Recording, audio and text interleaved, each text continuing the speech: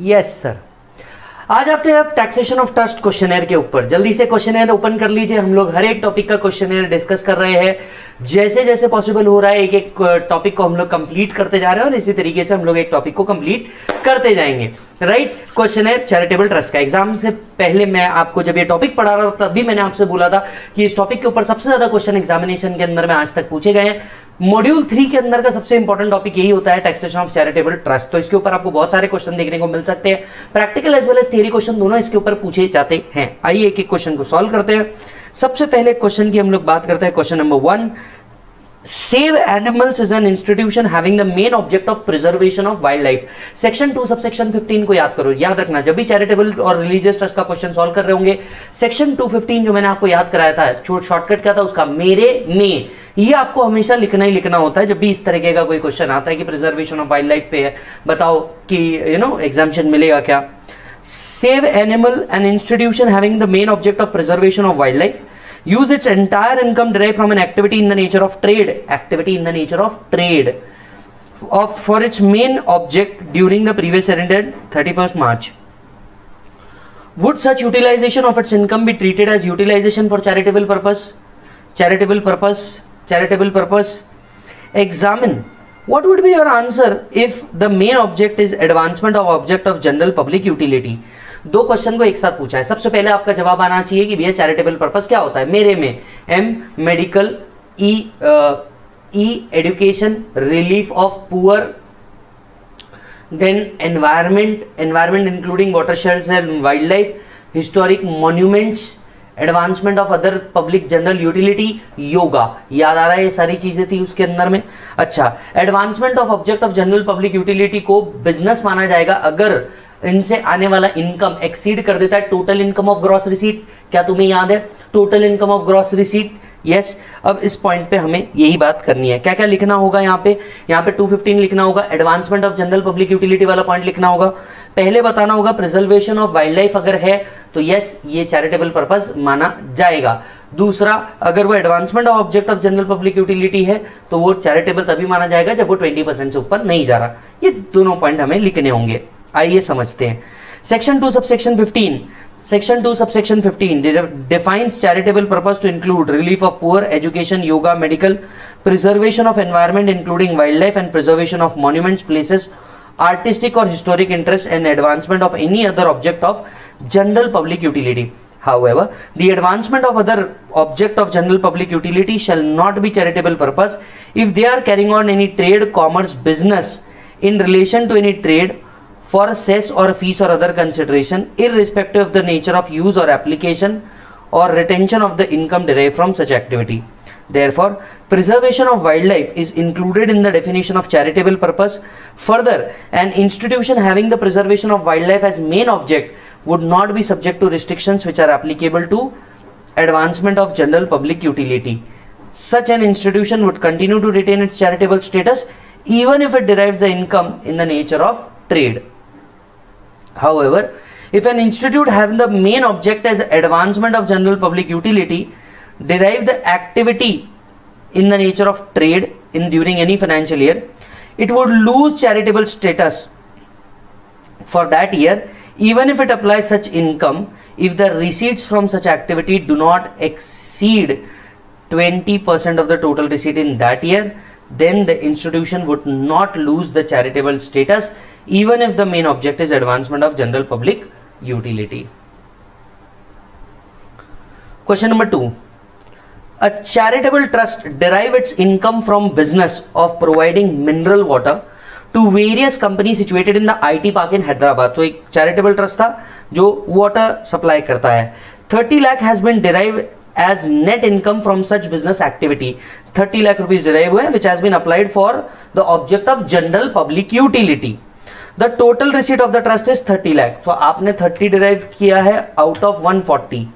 ये 21% हो गया, मतलब more than 20% हो गया। इसे charitable purpose नहीं माना जाएगा।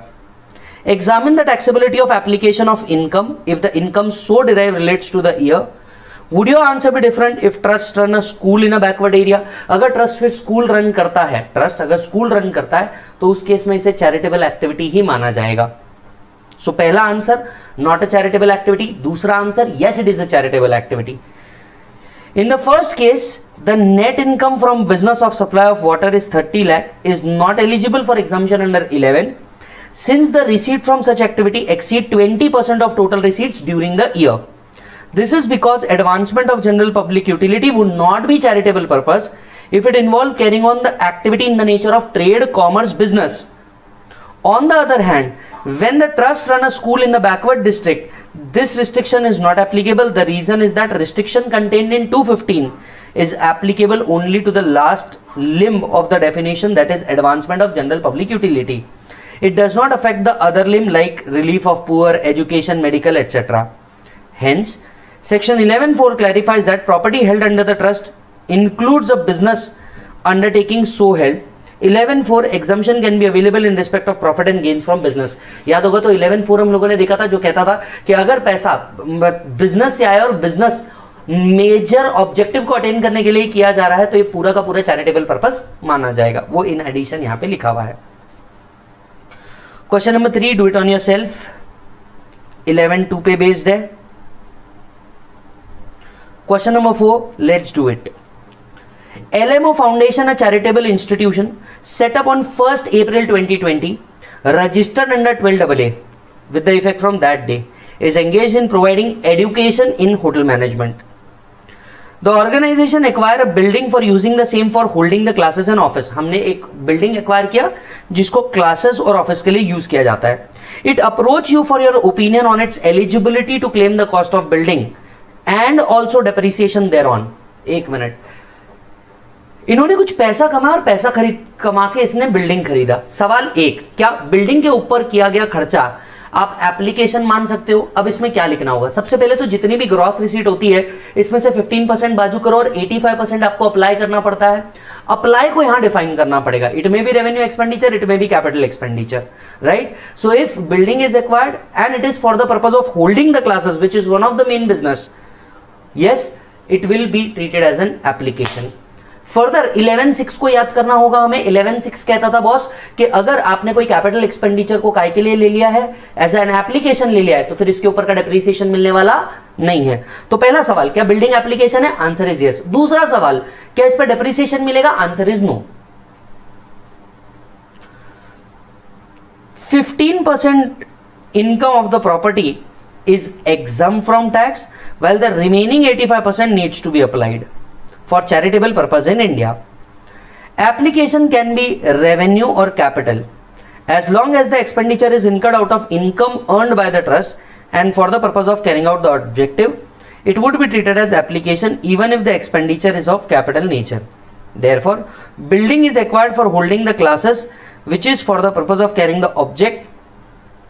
The cost of building would be treated as application of income. However, Section 11 provides that where cost of building is claimed as application, no other deduction for depreciation would be allowed as application of income in respect of such asset for the same or any other previous year. Easy one. लग रहा है सारा charitable हमने पढ़ा था, बहुत जबरदस्त तरीके से पढ़ा था. रेगुलर बैच हो या सुपर 35 बैच हो, इसके अंदर में बहुत कूट के हम लोगों ने ये सारी चीजें पढ़ी है. मैं आपको ये भी बता रहा हूं कि आपको शायद सेक्शन भी याद आ रहा होगा इसी के साथ साथ. जिन बच्चों का अगर मान लीजिए आपके कंसेप्ट्स थोड़े बहुत भी इधर उधर है ना, मैं कहूंगा कि प्लीज सुपर 35 कर लो. इसमें हमने डायरेक्ट टैक्स और इंटरनेशनल टैक्स पूरा कवर किया है और सारे कंसेप्ट्स को हम लोगों ने फटाफट 35 डेज के अंदर में कंप्लीट किया है, सो दैट आपके कम टाइम के अंदर में ज्यादा चीजें अचीव हो सकती है. क्वेश्चन नंबर 5, हुंडी अ चैरिटेबल बॉक्स. ये तो उस पे बेस्ड है जो एग्जांपल हमने क्लास में लिया है. हुंडी अ charitable box subscribing contribution in this हुंडी फॉर्म पार्ट ऑफ कॉर्पस. याद करो, एक हुंडी बनाई गई है और हुंडी में जो पैसा आता है forms part of corpus of the trust. याद आ रहा है तुम लोगों को? हाँ, बिल्कुल 11(1) वाला point. Corpus donation is not treated as income of the trust. ये एग्जम्प्ट कैटेगरी में आता है. Kept at the Lord Venkateshwara temple. Same यही एग्जाम्पल मैंने आपको लिया था.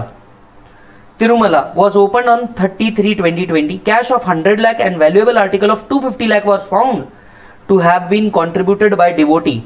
Discuss the tax implication. Wait, अगर ये कॉर्पस डोनेशन है, अगर ये कॉर्पस डोनेशन है और ऐसा उन्होंने स्पेसिफिकली मेंशन करके रखा है, तो it is totally exempt. It will not be chargeable to tax.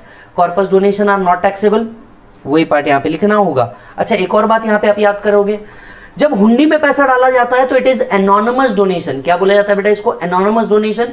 लेकिन एनोनिमस डोनेशन टैक्सेबल नहीं है अगर ट्रस्ट रिलीजियस ट्रस्ट है। क्या तुम्हें याद है 115 बीबीसी पढ़ा था हम लोगों ने? 115 बीबीसी के अंदर में हम लोगों ने देखा था कि अगर ये ट्रस्ट एनोनिमस ट्रस्ट है, रिलीजियस, अगर ये ट्रस्ट रिलीजियस ट्रस्ट है तो एनोनिमस डोनेशन टैक्सेबल नहीं है। वो दोनों पॉइंट यहाँ पे लिखने होंगे। मतलब पहला पॉइंट लिखना होगा corpus donation is not taxable as income. दूसरा 115 बीबीसी वाला पॉइंट भी लिखना होगा कि बॉस रिलीजियस ट्रस्ट के ऊपर 115 बीबीसी एनोनिमस डोनेशन टैक्सेबल नहीं है। जब ये दोनों पॉइंट इसके अंदर में मेंशन करोगे तो आपको इसका क्या मिलेगा मालिक? बेनिफिट मिलेगा। सो as per 11(1), income from voluntary contribution with a specific direction that they shall form part of corpus of trust or institution shall not be included in total income of the recipient. In the given case, there is a specific declaration by the temple authorities that the contribution being put in the hundi would form part of corpus of the trust. Therefore, it is possible to take the view that those who put the contribution in the hundi gives a tacit declaration that the contribution would form part of corpus. Hence, a view can be taken that such contribution shall not be included in the total income of the recipient. Further, it may be noted that the provision relating to taxability of anonymous donation under 115 BBC does not apply to voluntary contribution received by trust or institution created wholly for religious purpose. तो 115 BBC भी यहाँ पे apply करने वाला नहीं है।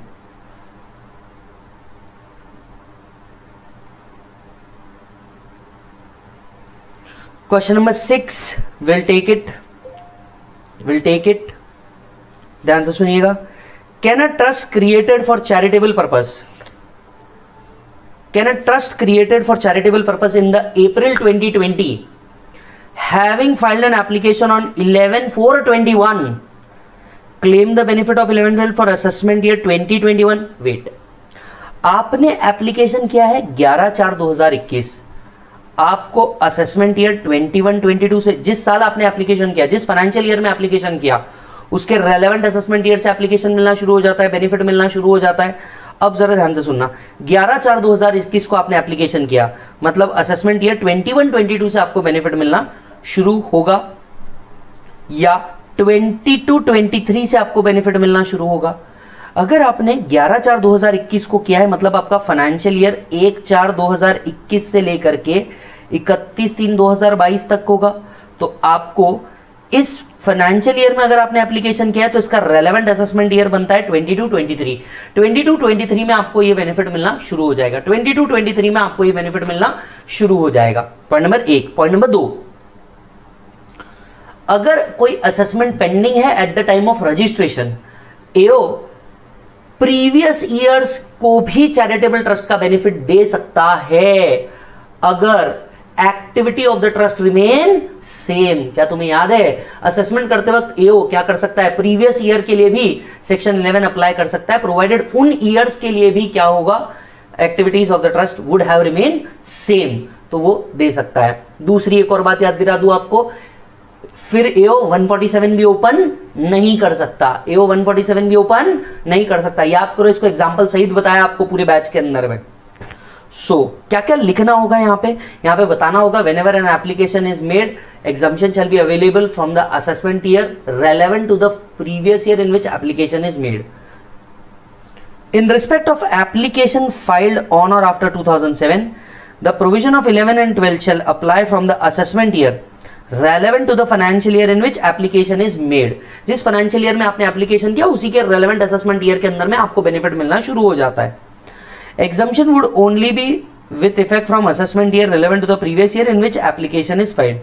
It would not be available in respect of any earlier assessment year. Therefore, since the trust and filed the application on 11/4/2021, it cannot claim the benefit of 11 and 12 for the assessment year 21-22.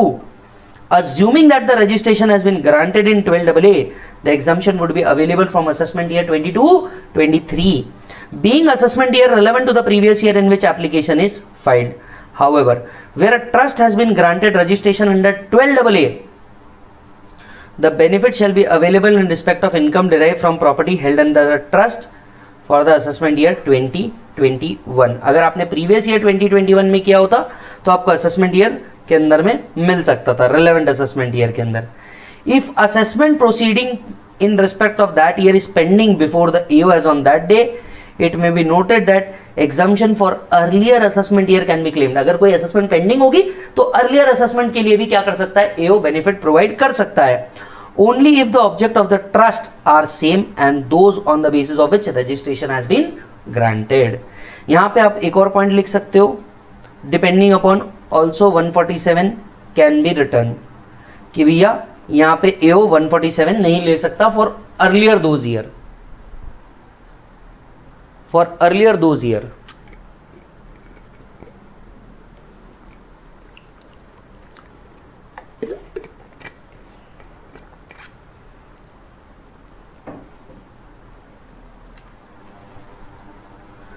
Done sir. 7th, do it self.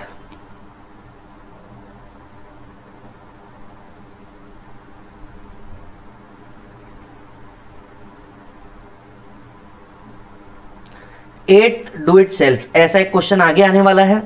ये question deemed registration का है, ऐसा एक question आगे आएगा ही। 9th market as important, ये एक ही question registration के मैक्सिमम पार्ट कवर कर लेता है। ये 8th क्वेश्चन जिस पे बेस्ड है वो 9th में भी कवर है, इसलिए मैं डायरेक्टली 9th ले रहा हूं। 1/5 क्वेश्चन है, ये बहुत जबरदस्त क्वेश्चन है, इसे इंपॉर्टेंट मार्क कर लो। रजिस्ट्रेशन रिलेटेड ये एक क्वेश्चन भी आप एग्जाम में सॉल्व करके चले गए, आपके डाउट क्लियर हो जाएंगे। चैरिटेबल, ये ओल्ड प्रैक्टिस मैनुअल में भी था, ओल्ड सिलेबस क्वेश्चन भी था, न्यू सिलेबस के अंदर में भी है। A charitable trust whose income can be exempted under 11 of the Income Tax Act 1961 was formed on 1st March 2018। ठीक है। For the accounting year ended 31st March 2021, it earned an income of 3,60,000। It filed with the commissioner an application on 31st August 2020। अच्छा जी, एक minute रुकिएगा, हमने application कब की? 31st August 2020। Explaining that for good and sufficient reason it was prevented for earlier application। Examine, कुछ question आपके सामने रखे गए। पहला, by which date application for registration should have been filed। बताइए, ट्रस्ट के अंदर में अगर रजिस्ट्रेशन करना है तो कौन सी डेट तक एप्लीकेशन करना है? हमने ऐसा कुछ नहीं पढ़ा 12AA के अंदर में। एक समय था जब हुआ करता था एप्लीकेशन एटलीस्ट 1 ईयर बिफोर आपको देनी पड़ती थी, so on and so fourth करना पड़ता था, लेकिन वो सारे कंडीशन हट चुके हैं। अब आप कभी भी ट्रस्ट का रजिस्ट्रेशन दे सकते हो। एक बार ट्रस्ट फॉर्म हो गया उसके बाद कभी भी आप एप्लीकेशन दे सकते हो ट्रस्ट के रजिस्ट्रेशन का। तो as such by which date is to be applied, ऐसा तो कोई क्राइटेरिया ही अब एग्जिस्ट नहीं करता। Point number 1, the requirement of filing an application within 1 year of creation of trust has been removed। The application can be filed at any time now। Accordingly, the provision of 11-12 would apply from the assessment year relevant to the financial year in which application is made। जिस financial year में आपने application किया उसके relevant assessment year से आपको ये benefit मिलना शुरू हो जाएगा। However, where the registration has been granted to the trust and on the said date proceeding is pending, then the benefit of 11 and 12 shall be available in respect of earlier year also, provided the object of trust remain unchanged। अगर जिस दिन registration करा रहे हो उस दिन assessment भी pending है तो एओ इसके पहले अर्लियर ईयर्स का भी बेनिफिट दे सकता है, provided the activity of the trust remain same. Question number 2, whether such application could have been filed before the formation of trust। no। याद कर सुपर 35 बैच, याद कर, अगर तुम रेगुलर स्टूडेंट हो मेरे या सुपर 35 के स्टूडेंट हो तो याद करो, ट्रस्ट के लिए मैंने आपको पूरी एक्टिविटी बनाई थी। चैरिटी कमिश्नर के पास जाना पड़ता है, पैन नंबर लेना पड़ता है। अब जब तक कि तुम्हारा ट्रस्टी रजिस्टर्ड नहीं हुआ तुम एग्जामिशन के लिए सीआईटी के पास क्या लेके जाओगे? क्योंकि सीआईटी को जब एप्लीकेशन देना होगा तुम्हें पैन नंबर देना होगा। तुम जब एग्जिस्ट ही नहीं करते, तुम्हारा पैन नंबर ही नहीं है, तो ट्रस्ट रजिस्टर्ड, ट्रस्ट फॉर्म होने से पहले रजिस्टर्ड हो सकता है, सवाल ही नहीं उठता। No, the application for registration of trust can not be filed before the formation of trust. Third, in the absence of an order of registration from the commissioner can trust deem to be registered. Wait, ये जो question था ना ये इसी पे based था। Deemed registration of trust, ये concept याद दिला देता हूं, जब भी आपने एप्लीकेशन किया, जिस मंथ में भी आपने एप्लीकेशन किया, उस मंथ एंड से 6 मंथ के अंदर में सीआईटी को या तो एक्सेप्ट करना होता है या तो रिजेक्ट करना होता है। क्या तुम्हें याद है? सीआईटी को या तो एक्सेप्ट करना होता है या तो रिजेक्ट करना होता है। अगर उसने एक्सेप्ट या रिजेक्ट 6 मंथ्स के अंदर में नहीं किया, the trust is deemed to be registered. वही कंसेप्ट यहां पे लिखा हुआ है। As per 12AA, every order granting or refusing registration should be passed before the expiry of 6 months from the end of the month in which application was received. Supreme Court in Society for Formation Education case held that trust would be deemed to be registered if the application under 12AA is not disposed of within the stipulated time of 6 months. Therefore, in this case, the trust would be deemed to be registered with effect from 1st March 2021 and the benefit of exemption would be available from assessment year 21-22 itself. Fourth, step to be taken by trust to secure the exemption. क्या क्या चीजें trust ने करनी चाहिए exemption लेने के लिए? सबसे पहली बात, अगर इनकम बेसिक एग्जाम्शन लिमिट के ऊपर है तो आपको ऑडिट करना है, राइट। ट्रस्ट को इसके साथ साथ रजिस्ट्रेशन करना मैंडेटरी है। इसके साथ साथ आपको याद दिला दूं, ट्रस्ट का 85% क्या करना है, अपने चीजों के लिए अप्लाई करना है, एंड अगर वो अक्यूमुलेट करना चाहते हैं तो अकॉर्डिंगली ईओ को डिक्लेरेशन देना है। The trust should be registered trust with the commissioner, principal commissioner. The accounts must be audited by a chartered accountant if total income without giving exceeds the maximum amount not chargeable to tax. At least 85% is required to be applied and the unapplied amount or accumulated money should be invested in the specified mode. Specified mode क्या था बेटा? 11 subsection 5 के अंदर में लिखा हुआ था specified mode क्या होगा, कहां कहां इन्वेस्टमेंट करना है, कैसे कैसे इन्वेस्टमेंट करना है। चलिए, whether certificate of registration once granted can be cancelled. Yes, याद करो, ट्रस्ट का रजिस्ट्रेशन कैंसिल हो सकता है अगर ये प्राइवेट पर्पस के लिए है, ये बेनिफिट किसी स्पेसिफिक पर्टिकुलर कम्युनिटी को दे रहा है, ये बेनिफिट किसको दे रहा है, स्पेसिफाइड पर्सन को दे रहा है, amount is not invested as per specified mode, conditions for claiming the trust is not been satisfied. इन सभी केसेस के अंदर में ट्रस्ट का रजिस्ट्रेशन कैंसिल किया जा सकता है।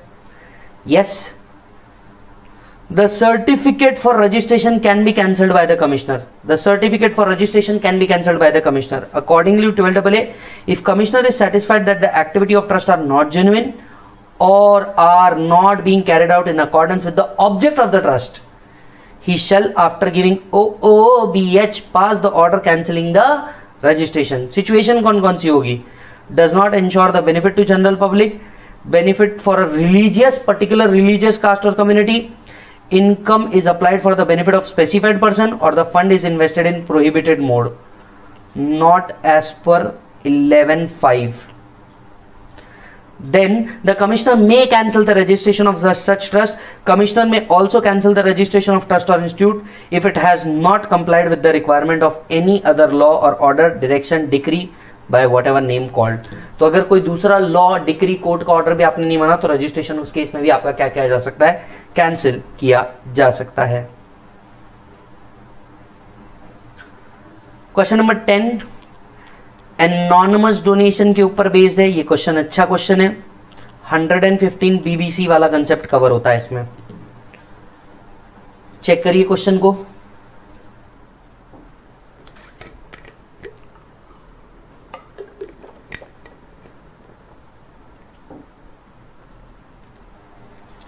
Following trust can claim that anonymous donation received by them during the financial year are not liable to tax under 115 BBC. Trust बोलता है they are not liable to 115 BBC. Point number 1. A charitable trust referred to in 11 which applied the entire amount of anonymous donation for the purpose of the trust.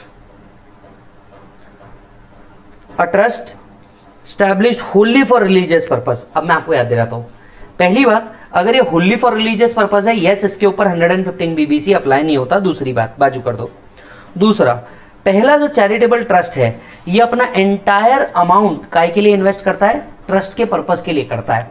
मैं आपको याद दे रहा हूं, anonymous donation का criteria हमने क्या पढ़ा था, amount in excess of 5% of donation और 1 लाख रुपीज के ऊपर का जो भी अमाउंट रहेगा वो 30% के ऊपर क्या होता है, टैक्सेबल होता है।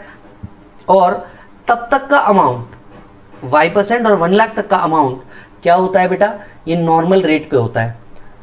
सो 115 BBC provides for the levy at the rate of 30% of anonymous donation received by charitable trust or institution referred to in section 11 in the following manner. Amount calculated at the rate of 30% of aggregate anonymous donation in excess of 5% of total donation. In excess of 5% of total donation received by SSC or 1 lakh, whichever is higher, and the amount of income tax which the assessee would have been chargeable had total income reduced by anonymous donation is received in excess of 5% or 1 lakh, as the case may be. मतलब ये 30% छोड़ के बाकी सब normal rate के ऊपर आ जाते हैं. Now, further section 13(7) provides that exemption provision contained in 11 and 12 shall not be applicable in respect of anonymous donation liable to 115 BBC. Such application of anonymous donation received by charitable trust do not confer exemption from tax, and therefore the claim of non-taxability of 115 BBC of anonymous donation received by trust is not valid in law. Second, 115 BBC provides that provision relating to taxability of anonymous donation are not applicable in case of religious trust. As such, the trust established for wholly religious purpose is not liable to tax in respect of anonymous donation received by it. Therefore, the claim made by the trust is valid in law. पहले वाले का answer होगा no, दूसरे वाले का answer होगा yes. Easy one. 11 you do it on yourself. 12 also you do it on yourself. दोनों easy है. क्वेश्चन नंबर 13 के ऊपर आइए. क्वेश्चन नंबर 13 के ऊपर आइए. An electoral trust approved by CBDT is not liable to income tax in respect of voluntary contribution received and other income. Stop. सबसे पहले तो वो बात कर रहे हैं इलेक्टोरल ट्रस्ट की. इलेक्टोरल ट्रस्ट याद कर बेटा, हम लोगों ने 13B पढ़ा था. 13A 13B इलेक्टोरल ट्रस्ट के ऊपर ये कॉन्सेप्ट बेस है. याद होगा तो इलेक्टोरल ट्रस्ट को जितना पैसा मिलता है इसका 95% इनको क्या करना पड़ता है, पर्पस के लिए देना पड़ता है. 95% क्या करना पड़ता है, पर्पस के लिए देना पड़ता है. 5% आप एडमिन के लिए रख सकते हो. अगर आप 95% डिस्ट्रीब्यूट कर देते हो पॉलिटिकल पार्टी रजिस्टर्ड को, तो फिर आपकी जो इनकम है वो क्या हो सकती है, एग्जाम्प्ट हो सकती है. Yes. So an electoral trust approved by CBDT is not liable to income tax. This statement is not correct. ये डिपेंड करता है उनकी कंडीशन के ऊपर.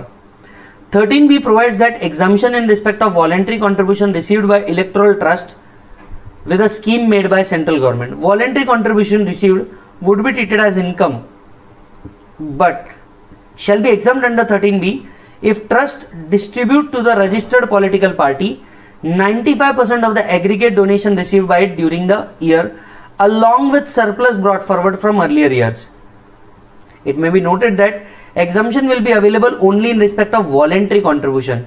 Exemption cannot be claimed of other income. Therefore, the given statement is not correct.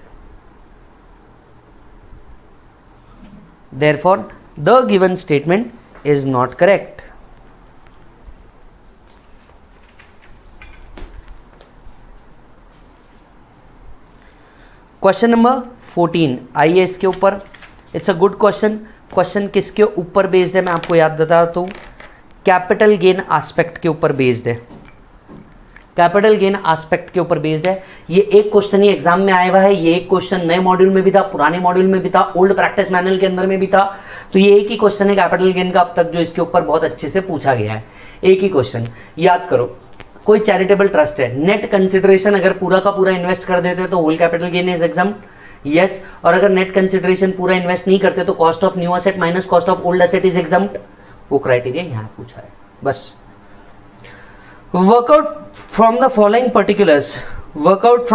Particulars the amount of capital gain which are deemed to have been applied for charitable purpose arising out of sale of capital asset utilization for the purpose of trust to the extent of 60%. Cost of asset transferred 240, sale consideration 360, cost of new asset 3 lakh rupees.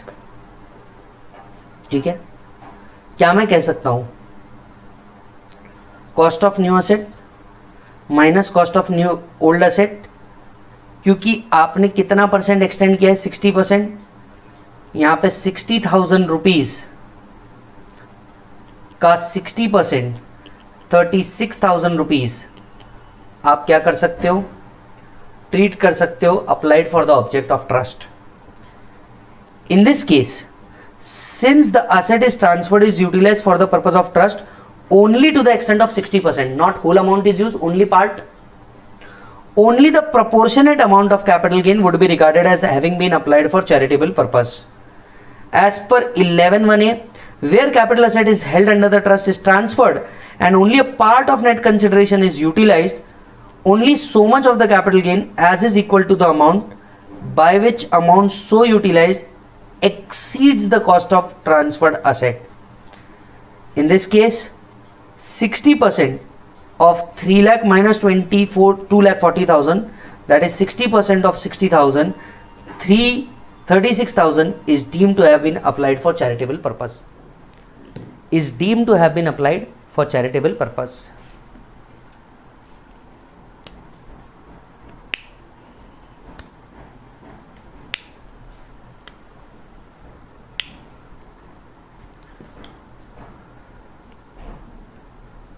Question number 15, do it on your self. दुनिया का सबसे easy question है वो,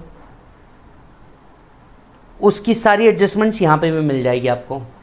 let's do question number 16।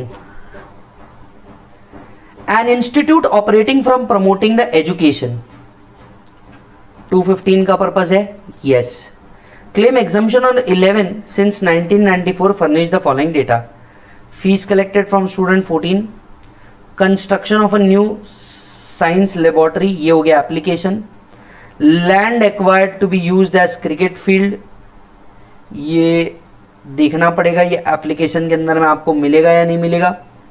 Amount earmarked as set apart for art block within next 4 year. ठीक है, अब आपका total amount collected कितना है, क्या मैं कह सकता हूँ ग्रॉस फीस रिसीव्ड 14 लाख। सबसे पहला ऑब्जेक्टिव क्या है, इसमें से 15 बिल्कुल बाजू कर दो, 15%, सो 14 माइनस 15%, ये आएगा आपका 11.9। जो भी ग्रॉस अमाउंट रिसीव्ड हुई इसमें से 15% स्ट्रेट बाजू करें, ये आएगा 11.9। अब इसमें से अप्लाइड माइनस करें।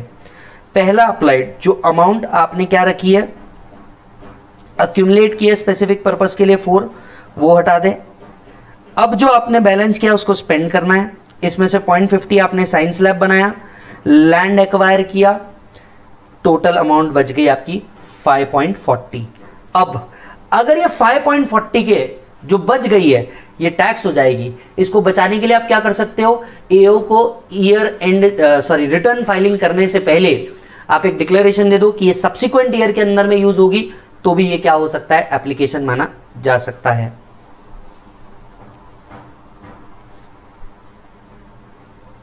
यस, चलिए, ये जो 4 आपने सेट अपार्ट किया है, क्या इसे 11.5 के मोड के अंदर में इन्वेस्ट करना होगा, yes.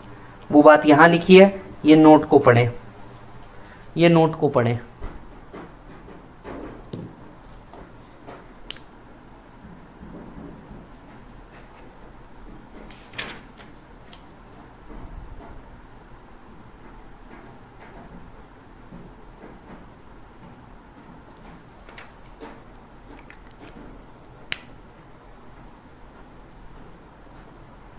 Done sir.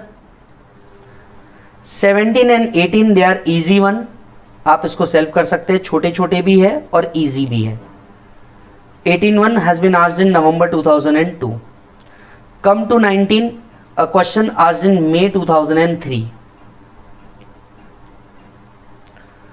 A public charitable trust registered under 12AA for the year ending 31st March 21, gross income 16 lakh rupees, which consist of following: income from property held under the trust 5, from business which is incidental to main object 4, voluntary contributions 7. Trust applied a sum of 11.6 toward charitable purpose which include repayment of loan 3.60. Compute the taxable income.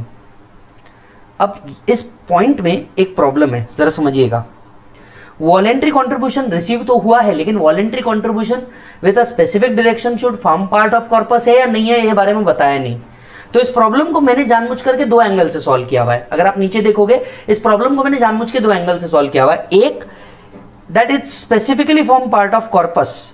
अगर एक corpus का part है तो फिर हम 5 को tax करेंगे, 4 को टैक्स करेंगे, 7 को टैक्स नहीं करेंगे. और अगर ये नॉर्मल वॉलेंट्री कॉन्ट्रीब्यूशन है तो हम तीनों का ग्रॉस रिसीट लेंगे. जो भी आपका ग्रॉस रिसीट आया, इसमें से 15% पहले माइनस किया जाएगा स्ट्रेट अवे. जो भी बैलेंस बच जाता है, जो भी बैलेंस बच जाता है, ये आपको क्या करना है, एप्लीकेशन करना है. यस. सो 9 लाख माइनस 135. अगर आप देखोगे यहां पे आपका ऑलरेडी ज्यादा एप्लीकेशन हुआ है, आपकी इनकम हो गई नील. यहां 16 लाख में से 2,40,000 गए, बचते 1360. इसमें से 1160 आपने अप्लाई कर दिए. यहां पे आपके 2 लाख आपकी इनकम दिखेगी. ये 2 लाख को भी अगर आपको हटाना है तो इस केस में आप क्या कर दो, एओ को एप्लीकेशन कर दो कि भैया excess application can be utilised as application in the subsequent year. वो इस केस का है. जो आपने एक्सेस अप्लाई कर दिया है, मैं इसको अगले साल का यूटिलाइजेशन ट्रीट कर दूंगा. और ये 2 लाख जो रुपए है, इस पर्टिकुलर केस में मैं अप्लाई करता हूं कि सब्सिक्वेंट ईयर में यूज करूंगा. दोनों भी केसेस पॉसिबल है.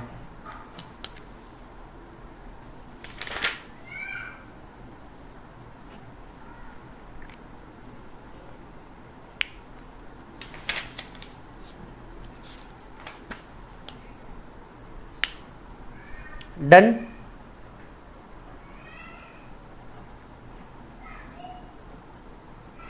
चलिए, इसी सिमिलर लाइन पे एक और प्रैक्टिस करने के लिए आपको 20 दिया है, तो do it on your self.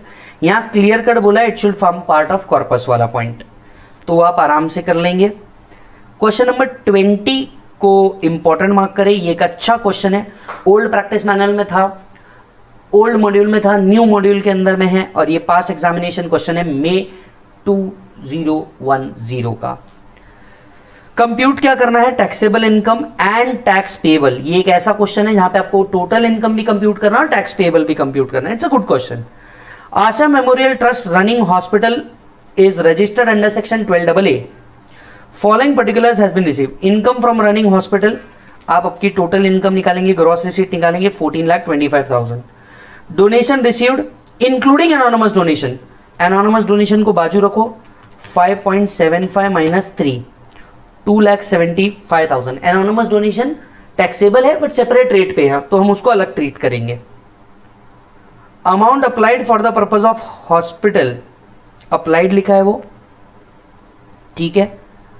Out of 18 lakh 5 lakh was paid to contractor in cash for providing cleaning and sanitation facility, ठीक है.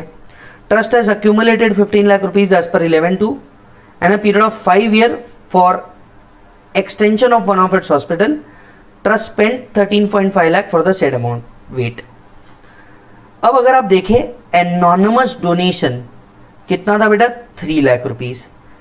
इधर आओ, आपको पता होगा एनोनिमस डोनेशन जो है 5% ऑफ टोटल डोनेशन और 1 lakh, whichever is higher के ऊपर 30% लगता है. तब तक का अमाउंट नॉर्मल इनकम में काउंट किया जाता है. 5% ऑफ टोटल डोनेशन 1 लाख, क्या हायर होगा, ऑब्वियसली 1 लाख. ये 1 लाख नॉर्मल प्रोविजंस में टैक्सेबल होने वाला है, इसके लिए यहां ला लिया. इस एडजस्टमेंट पे स्पेसिफिक फोकस करो क्योंकि ये नॉर्मल रेट पे टैक्सेबल होने वाला है. 5% ऑफ टोटल डोनेशन और 1 लाख, सो 1 लाख यहां ला लिया. आपका टोटल हो गया 14,25,000, 2,75,000 plus 1 lakh of anonymous donation, 18 lakh. इसमें से 15% पहले सेट अपार्ट करो, बराबर है, प्लस अब बैलेंस को आपको अप्लाई करना है. आपने अप्लाई कितना किया है 18, उसमें से 5 लाख कॉन्ट्रैक्टर को कैश में दिए हैं, कैश में दिए।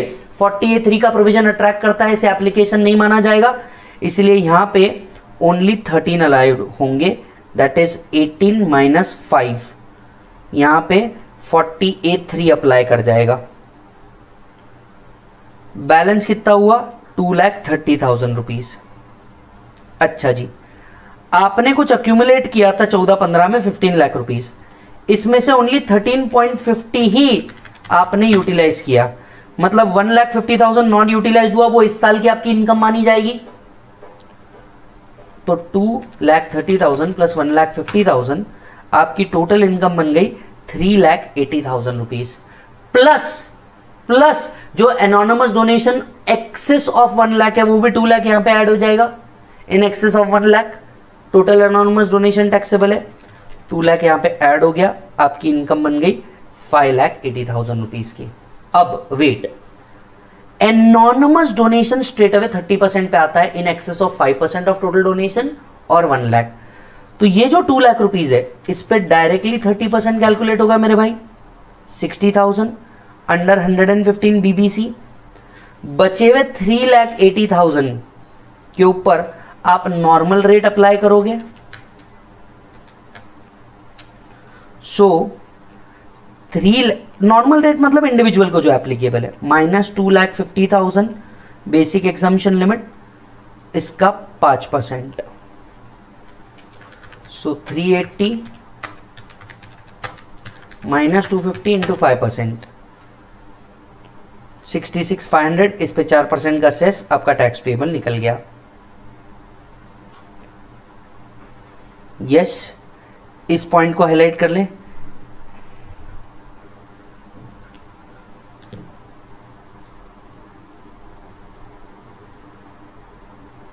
It's a good question. Jyoti, do it on your self. एक ही क्वेश्चन अच्छा है बट उसके सारे एडजस्टमेंट यहां पे भी कवर्ड है। Question number 23, it's a November 2018 question, November 2018 question. पहले क्वेश्चन देखो करना क्या है।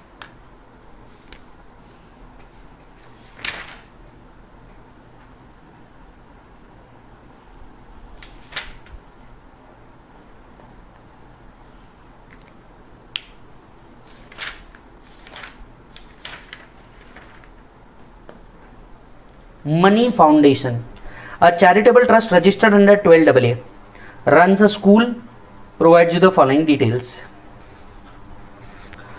Gross receipt 200 lakhs, voluntary contribution received from public including anonymous donation 5 lakh, government grant is also an income 8 lakhs. Yes, donation given towards corporates to a trust registered under 1023C, amount applied include a sum of 5 lakh being the amount applied for the benefit of founder of the trust. ये specified person वाले भी adjustment आ गए इसमें। trust set apart इतना amount, excess of expenditure over this is 25 lakh. compute total income, सबसे पहले gross receipt निकालते हैं। यहाँ का 200 lakhs ले लेंगे, ले लिया। यहाँ का वॉलेंट्री कंट्रीब्यूशन 25 लाख लिया जाएगा, इसमें से 5 लाख एनोनिमस का था तो 5 लाख बाजू करो, पहले 20 लाख लो। गवर्नमेंट ग्रांट के 8 लाख रुपीस भी टैक्सेबल है, उसको भी ले लो। अब एनोनिमस डोनेशन को पहले वापस से देखना। एनोनिमस डोनेशन कितना है बेटा 5 lakh rupees, right. Anonymous donation कितना है बेटा 5 लाख रुपीस। अब for the purpose of 115 BBC, note पे आओ, for the purpose of 115 BBC 5% of total donation, total donation कितना आया था जरा चेक करो, टोटल डोनेशन कितना आया था जरा चेक करो। 5% of total donation, total donation 33 lakh rupees आया था।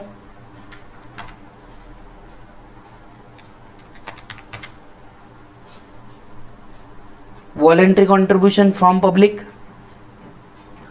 Plus government grants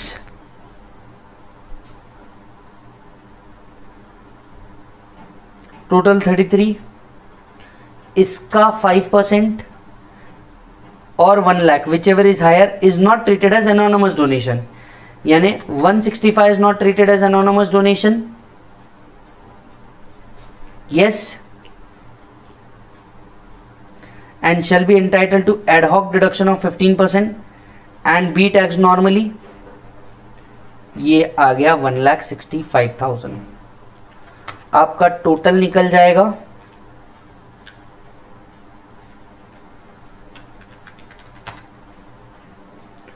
2,29,65,000. इसका स्ट्रेट 15% बाजू. अब amount applied for the school 90, ये माइनस कर सकोगे आप.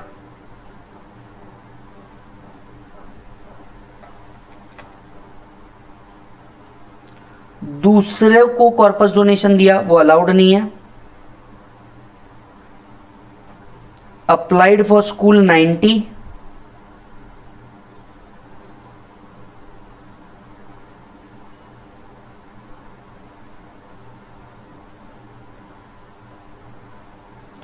amount applied for the benefit of founder is not treated, not considered.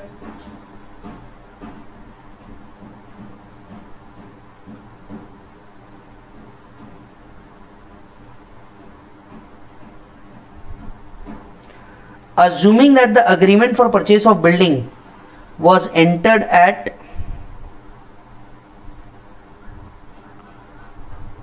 55 shall be treated as application of income. It is immaterial that sale deed was registered in the next year and payment was made in the next year. Excess of expenditure over the income is treated as application. Income of trust यहां पे arise हो जाएगा.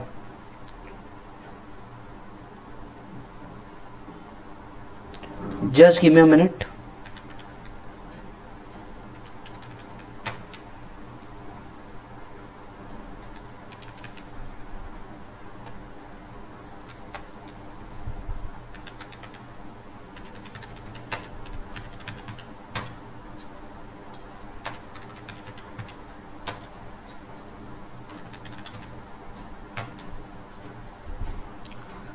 This 90 make it 105. This 90 make it 105.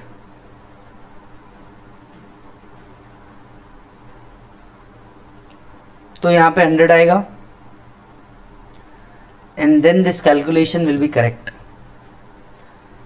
हमने सबसे पहले gross लिया, government grants लिया, voluntary contribution लिया. एनोनमस डोनेशन जो इस लिमिट के ऊपर का है वो क्या माना जाता है, नॉर्मल माना जाता है, तो उसको भी यहां इंक्लूड किया. इसका 15% बाजू किया, बिजनेस इनकम निकाला. Donation to other trust 1023C वाले उनको कॉर्पस डोनेशन बोल के दिया, वो अलाउड नहीं है. जो आपने अप्लाई किया है इसको मैंने 90 से 105 कर दिया है. यहां पे 5 हटा दिया because it is not treated as application. बचा हुआ 1 करोड़ ले लिया. 55 लाख जो आप सेट अपार्ट कर रहे हैं वो हटा दिया.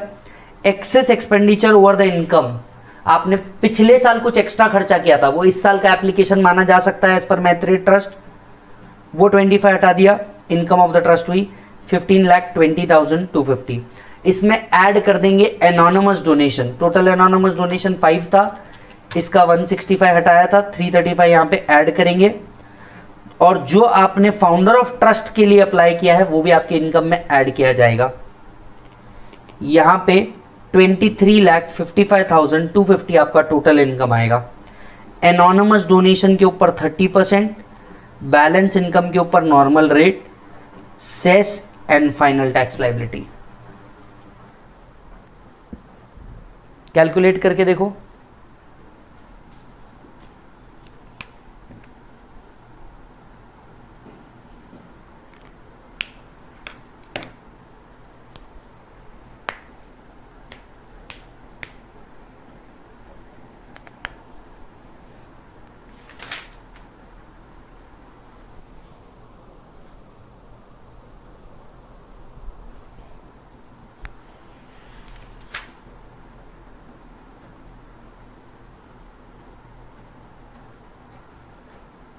डन बेटा।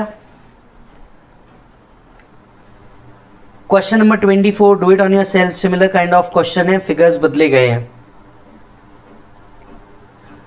Question number 25, May 2018 new syllabus question है।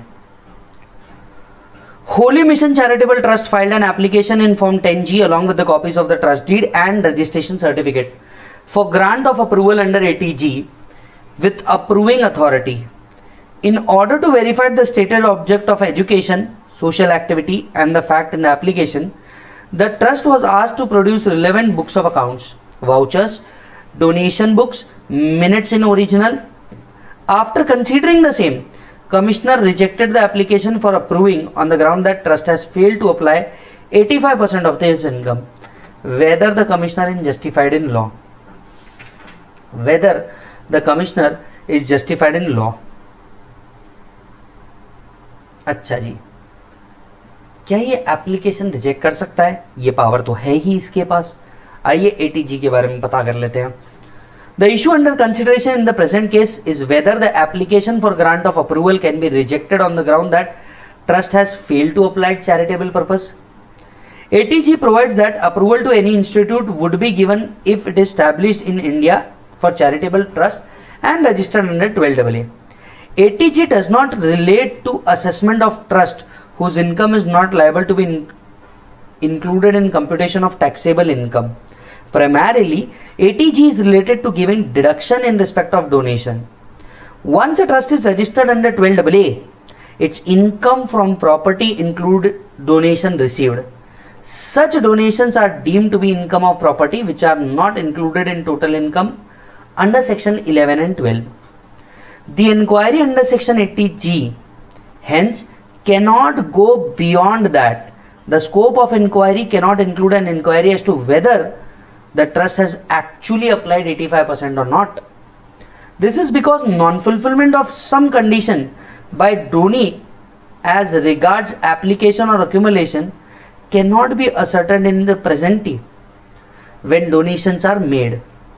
The question of whether the trust will be able to apply 85% can be determined only from the fact existing at the close of assessment year.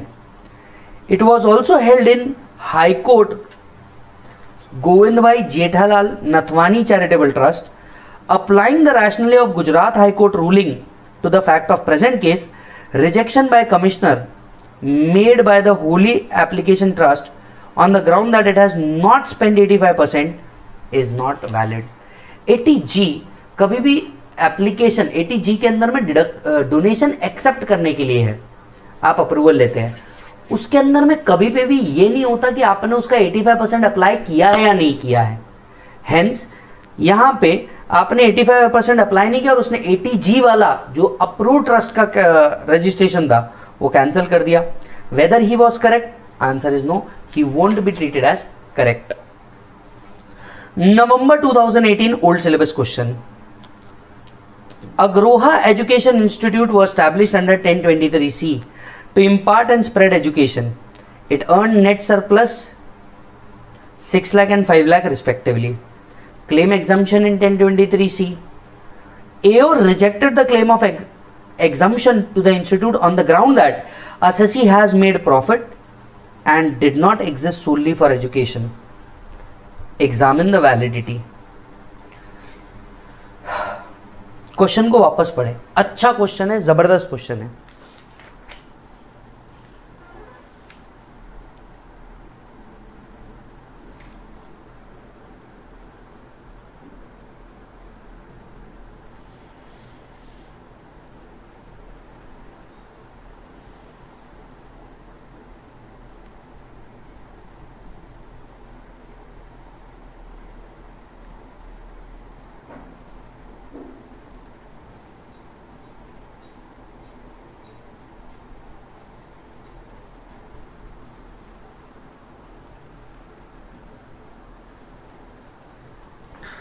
याद होगा तो हमने 1023C पढ़ा था। 1023C के अंदर में क्या कहा था, कोई भी एजुकेशन इंस्टीट्यूट जो सोनली एजुकेशन पर्पस के लिए है, प्रॉफिट नहीं बना रहा है और उसका एग्रीगेट एनुअल रिसीट्स 1 करोड़ के ऊपर नहीं जा रहा है, तो हम उसको 1023C का बेनिफिट दे देते हैं।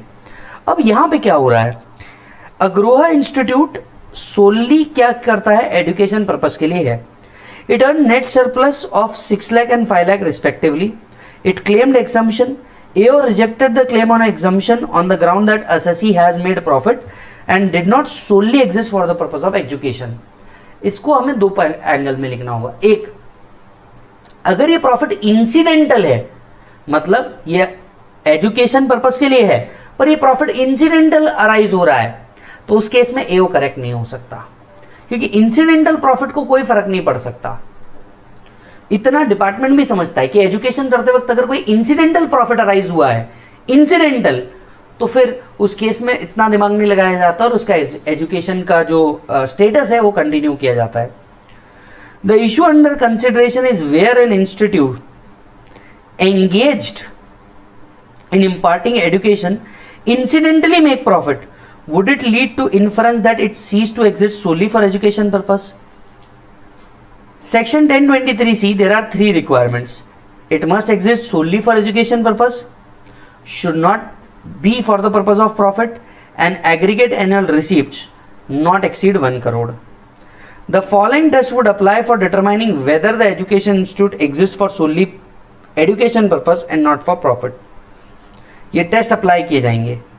Where the education institute carry on activity of education primarily for educating person, the fact that a surplus does not lead to conclusion that it ceased to exist solely for education purpose and becomes an institute for the purpose of making the profit. हम अगर activity education primarily कर रहे हैं तो ये meaning नहीं निकाला जा सकता कि भैया ये जो एक्टिविटी है बिजनेस के लिए करी गई है. The predominant objective test must be applied. The purpose of education should not be submerged by profit making motive. Objective आपका क्या होना चाहिए, solely एजुकेशन होना चाहिए.